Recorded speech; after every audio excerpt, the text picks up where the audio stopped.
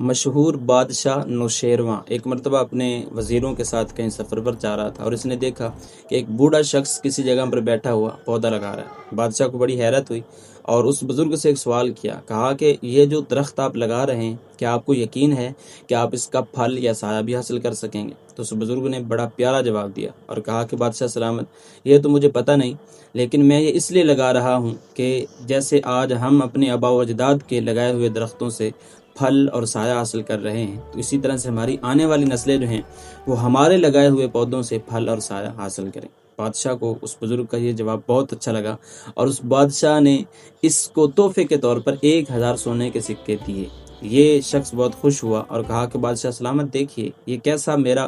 پھلدار درخت ہے کہ ابھی لگتے ہی اس نے مجھے پھل دینا شروع کر دیا ہے، جبکہ لوگوں کے درخت ان کو 1 سال کے بعد پھل دیتے ہیں۔ بادشاہ کو پھر اس کی بات بہت اچھی لگی اور اس بادشاہ نے مزید 1000 سونے کے سکے اس کو پیش کیے۔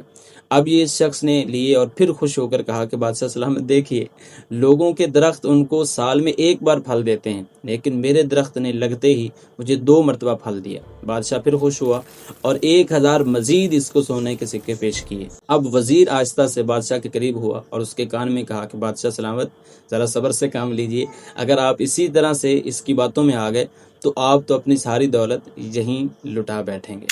بعض اوقات جب ہمیں بھی پودے لگانے کا ذہن دیا جاتا ہے تو ذہن میں ایک سوال آتا ہے کہ آخر یہ جو پودا میں لگاؤں گا اس سے مجھے کیا فائدہ حاصل ہوگا؟ تو یاد رکھیے گا، عین ممکن ہے کہ جب آپ کا یہ لگایا ہوا پودا ایک سایہ دار یا پھلدار درخت بنے تو آپ اس دنیا میں بھی موجود نہ ہوں، لیکن یہ آپ کا لگایا ہوا درخت آپ کے لیے صدقہ جاریہ ضرور بن سکتا ہے، کیونکہ حدیث پاک کا مضمون ہے کہ جب بھی کوئی پودا لگایا جائے اور اس سے کوئی انسان، کوئی جانور یا پرندہ کوئی بھی نفع حاصل کرتا ہے تو یہ اس کے لیے صدقہ جاریہ شمار ہوتا ہے۔